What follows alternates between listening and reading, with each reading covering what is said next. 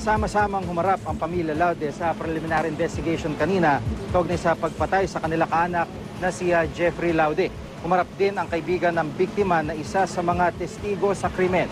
At para sa karagdagan detalye, may live report si Haji Reyata. Haji.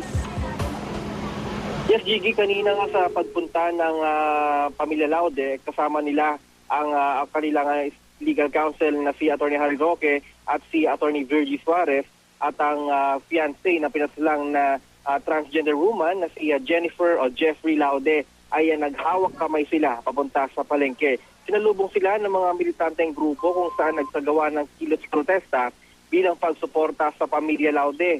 Pagdating sa bungad ng pagdating sa Hall of Justice ay pinagkaguluhan sila ng media. Sa maikling pahayag, sinabi ni Roque na itong araw na ito ang pagpapatuloy ng kanilang laban. Si Aling Julita naman halos maiyak pa sa sinasabing wala silang ibang hangad kundi ang hustisya para sa anak na si Jennifer Laude. Sama-sama silang pumasok kanina sa opisina ng city prosecutor at pinagbawalan ng media na makapasok sa loob ng opisina. Maya-maya dumating ang mga tatlong lalaki na tila mga Amerikano at agad na dumiretso sa loob ng prosecutor's office. At sumunod ding dumating si Atty. Benjamin Tolosa Jr. at si Atty. Rowena Garcia Flores mula naman sa Accra Law Firm. Magalas 4 naman ng hapon nang dumating si Barbie, ang isa sa mga witnesses sa pagbaslang kay Laude. Lulan siya ng isang puting white van kung saan may escort ng mga polis mula sa Witness Protection Program ng DOJ.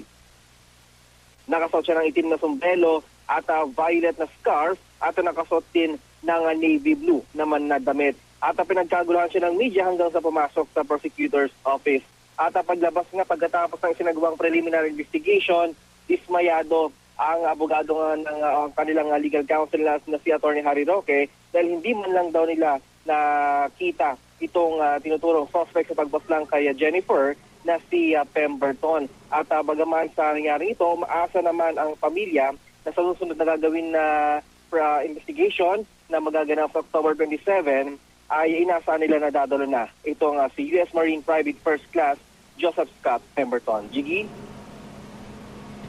At Haji, yun nga mga nakita natin, pati particular dito sa press conference kanina, no?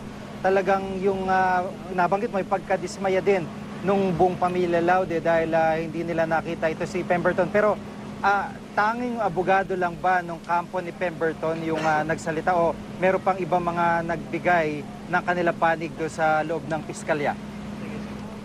Jiggy, yung observation natin, dahil wala pa tayong nakakausap mula sa panig naman ni Pemberton, ay yung dalawang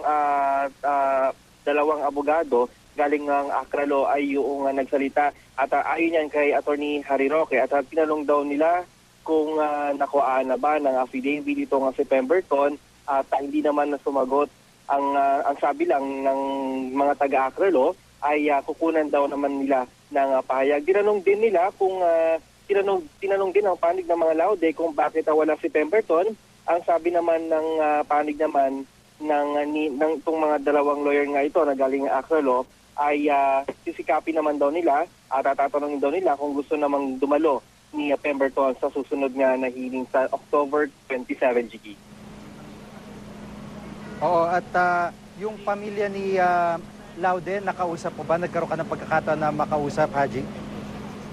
Yes, Gigi, kanina pagkatapos ng press ko, nilapitan natin sila at aminado nga talaga sila na very dismayado sila doon sa nangyari dahil kahit anong gawin daw na apela yung ginagawa nila, mapila na sila sa Pangulo Aquino, maging na rin sa gobyerno ng Estados Unidos, ay parang baliwala lang daw itong kanilang apela na mailabas nga o iharap nga itong si Pemberton. Pero Jiggy, hindi naman daw sila nawawala ng pag-asa na sa susunod nga sa October 27 ay dumalo na at mailabas na nga ito nga si Pemberton.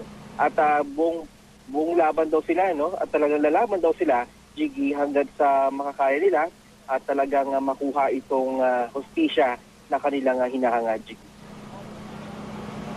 Maraming salamat, Haji Reyata.